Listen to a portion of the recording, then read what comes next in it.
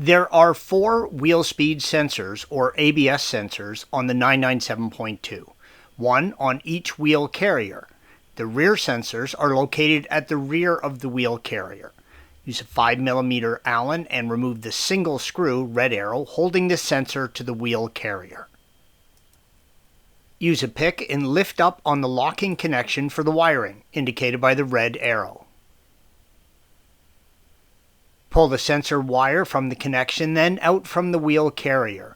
Clean the area around the mount, and installation is the reverse of removal. On the front wheels, the sensor is located on the upper front of the wheel carrier, indicated by the red arrow. Again, use a 5mm Allen and remove the single screw. Pull the sensor straight out from the housing. Use a pick and lift up on the locking tab on the wiring connection. Pull the wiring out from the connector. Installation is the reverse of removal.